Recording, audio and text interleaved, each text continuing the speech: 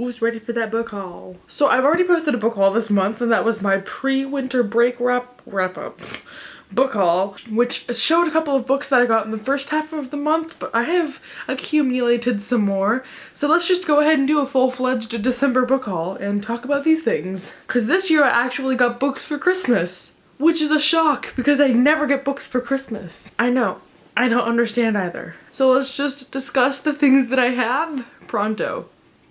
I'm ready. Are you ready? Good. I feel like I'm on an episode of Dora the Explorer. The first book that I got this month was actually a gift from my friend. This is from Savannah, who I'm sure is watching this video. Hello, my friend. You are so beautiful. I love you, nerd. We exchanged Amazon wish lists, and so I ended up getting her something and she sent me something. So this is the thing she sent me, which I am ready to experience. It is Saga Volume 5, the final installment in the Saga graphic novel series, all of which I've read, but I read at the library, so I don't own any of them. I've honestly forgotten what happens in the previous ones, but they're so easy to go back into and re-immerse yourself in the world and just click with it. I love these characters so much. I love the art so much. It is not the most appropriate. Like, the art is so, it's my favorite type of art where it's colorful and simple and it's not scribbly. It's just all beautiful. I can't wait to read this final one. It'll probably only take me like an hour and I really want to see how it ends. So I'm loving it. Thank you, Savannah. And the second book I got for Christmas was actually like wrapped and under the tree, which has never happened before. I don't know why my family hates me. They never buy me books. So this book was on my Amazon wish list and my grandma nabbed it for me. So thank you, grandmother, if you're watching this. This is something I've heard about and knew I wanted to try. It is the story. I have no clue who went into the making of this, but this is the Bible told in chronological order in current modern English. I'm not the most religious person in the world, but I did grow up in a Christian family, so the Bible was obviously prominent, but I've never read the Bible, just like scriptures sometimes, but not ever front to back. I don't know it very well. And also, so for two reasons did I want to try this book out. First, I feel like I should be very more well acquainted with the Bible than I actually am.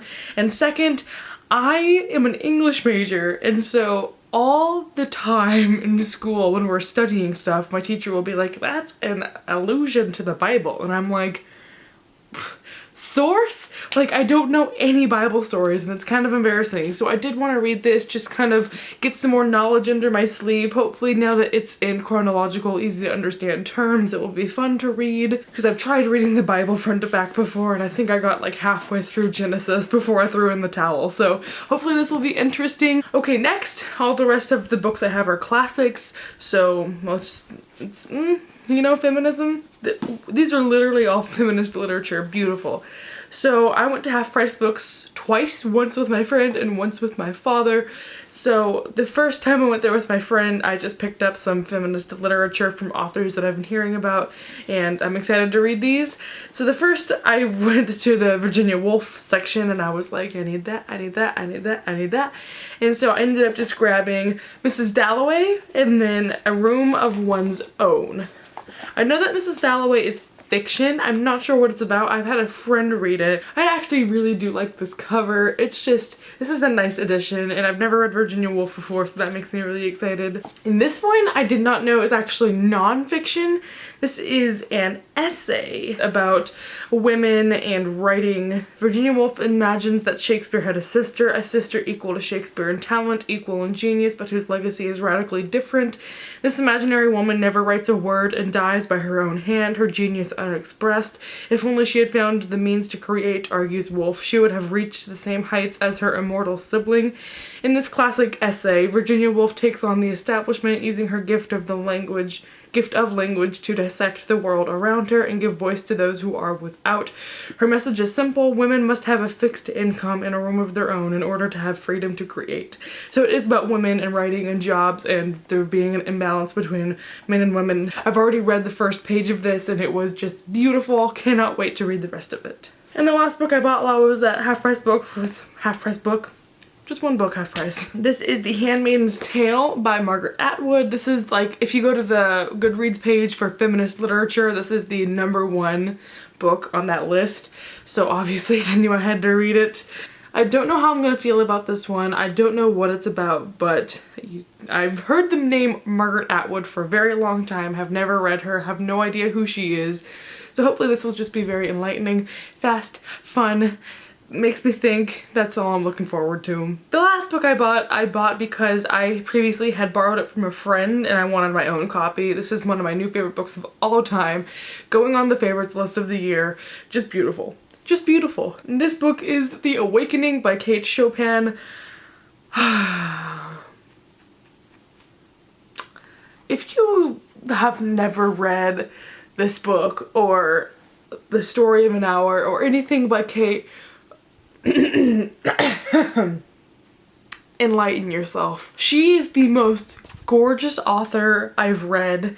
She writes the most symbolic, ironic, meaningful, powerful literature ever. Oh, it's so good. It was so incredible. I'm kind of saving my words so that I can talk about this more in my favorites video of 2015, but I don't think I have ever been so like a classic. A classic is making me this choked up and like, oh man, I just loved it. I mean, the characters were so rich, the story was so symbolic and meaningful and just filled with emotion. I loved this book dearly. I'm gonna reread this probably a million times before I die. It is so good, it's timeless, it's beautiful. It just speaks volumes. There's so many quotes in this that I wish I could underline and just sticky tab and tattoo on every single person's body in the world. Loved it. You can get this book for free on Kindle. I highly recommend it. Just pick it up, just try it, read it before the end of the year. You're probably watching this video after the end of the year, but just, so good. So good.